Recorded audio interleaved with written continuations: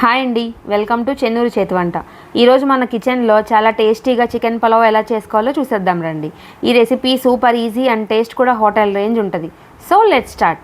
ఈ చికెన్ పలావ్ కోసం కావాల్సిన పదార్థాలు: 1 కేజీ చికెన్ అండ్ ఇంకా 2 ఆనియన్స్ స్లైసెస్లా కట్ చేసుకున్నా అండ్ 2 మీడియం సైజ్ టమాటాస్ చిన్న పీసెస్లా కట్ చేసుకున్నా. ఇంకా బిర్యానీ మసాలా సరుకులు: అల్లం, వెల్లుల్లి, గీ, ఆయిల్, కొత్తిమీర, పుదీనా అండ్ ఇంకా బాస్మతి రైస్. నేను ఈ పలావ్ కోసం 1/2 కేజీ రైస్ తీసుకున్నా అండి. 1/2 కేజీ రైస్ అంటే ఒక 2 గ్లాసెస్ వచ్చింది. దాన్ని నానబెట్టుకున్నాను ఒక 1/2 అవర్ పాటు. ఇప్పుడు ఈ పలావ్ కోసం ఒక మసాలా బేస్ ప్రిపేర్ చేసుకుందాం మనం.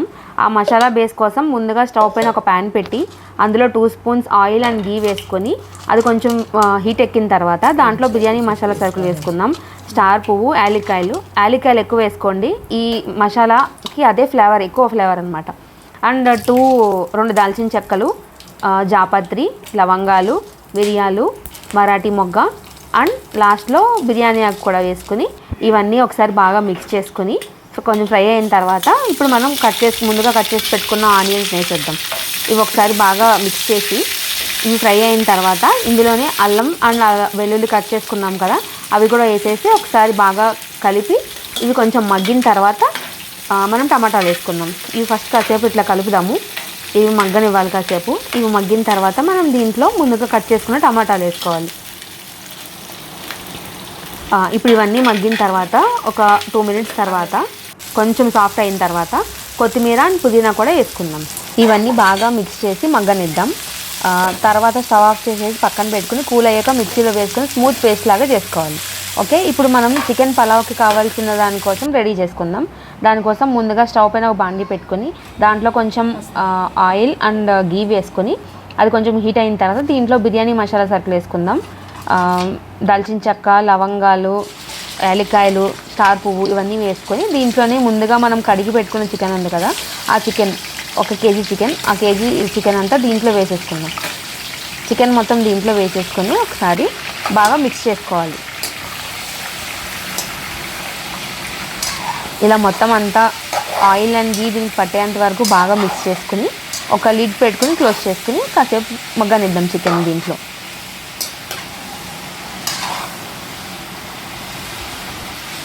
ఈలోపు ఇందాక మన మసాలా బేస్ కోసం ప్రిపేర్ చేసుకున్న ఐటమ్స్ ఉన్నాయి కదా, అవి చల్లారి లేదు చూసుకుందాం. ఒకవేళ అవి చల్లారితే కనుక వాటిని మిక్సీ పట్టుకుందాం.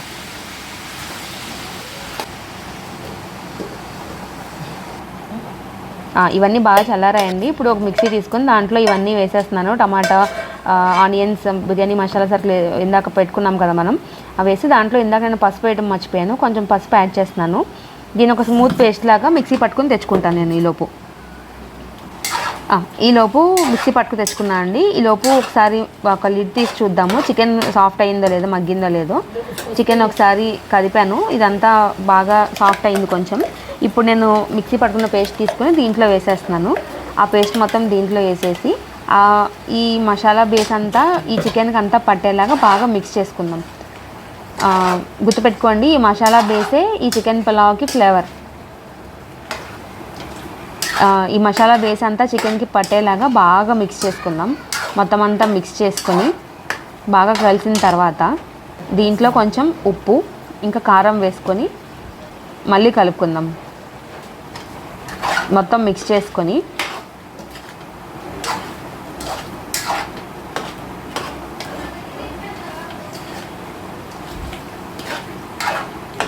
మొత్తం మిక్స్ చేశానండి. మొత్తం మిక్స్ చేసిన తర్వాత ఇందులోనే కొంచెం కొత్తిమీర అండ్ పుదీనా కూడా వేస్తున్నాను. మళ్ళీ ఇంకొకసారి మిక్స్ చేద్దాం. మిక్స్ చేసేసి ఒక లిడ్ పెట్టి ఉంచుదాం కాసేపు.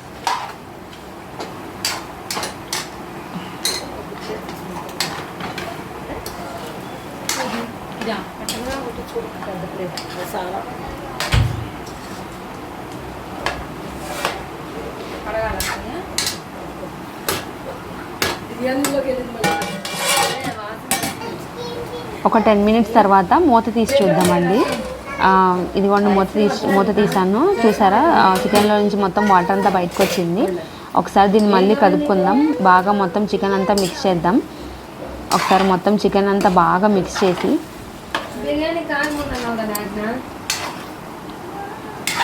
దీంట్లో కొంచెం కసూరి మేతి వేసుకుందాం. కసూరి మేతి ఫ్లేవర్ చాలా బాగుంటుందండి ఈ పులావ్కి, వేసుకోవడం మర్చిపోకండి. కసూరి మేతి వేసుకొని బాగా మిక్స్ చేసి మళ్ళీ లిడ్ పెట్టి కాసేపు మగ్గనిద్దాం.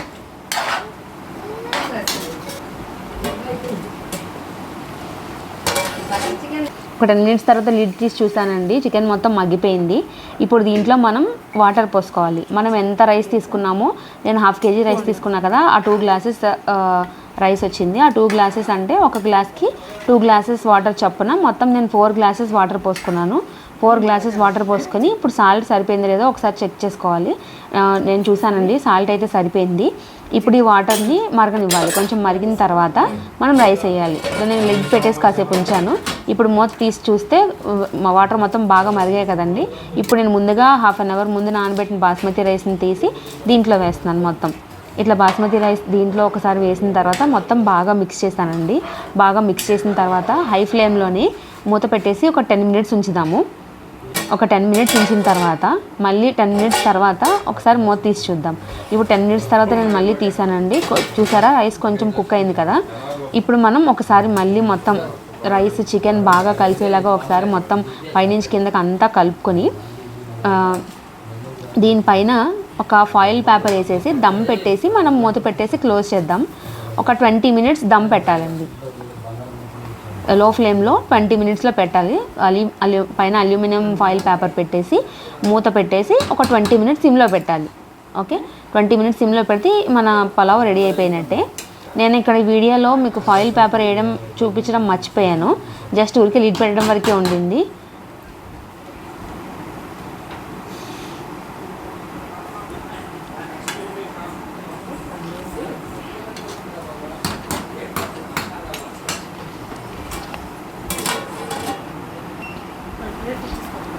ఒక 20 మినిట్స్ తర్వాత మూత తీసి చూద్దామండి.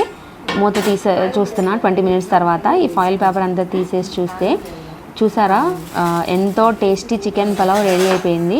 అసలు పొగలు చూసారా, భలే వస్తుంది. ఇప్పుడు మనం ఈ పలావ్ని ఒక ప్లేట్లోకి సర్వ్ చేసుకుందాం. ప్లేట్లో సర్వ్ చేసుకుని వెజ్ రైతా ఆర్ సలాన్తో తింటే కనుక సూపర్ ఉంటుందండి. అసలు టేస్టే వేరే లెవెల్. నాకు వీడియో చూస్తుంటేనే ఈ పలావ్ చూస్తుంటే నోరు ఊరిపోతుంది. మీరు కూడా ట్రై చేసి మీ ఫ్యామిలీ మెంబర్కి సర్వ్ చేయండి. ఎలా ఉందో నాకు కామెంట్స్లో చెప్పండి. ఒకవేళ ఈ వీడియో కనుక మీకు నచ్చినట్లయితే మీ ఫ్రెండ్స్ అండ్ ఫ్యామిలీ మెంబర్స్తో షేర్ చేయండి. నా ఛానల్కి సబ్స్క్రైబ్ చేసుకోండి. Thank you for watching Chennuru చేతి వంట.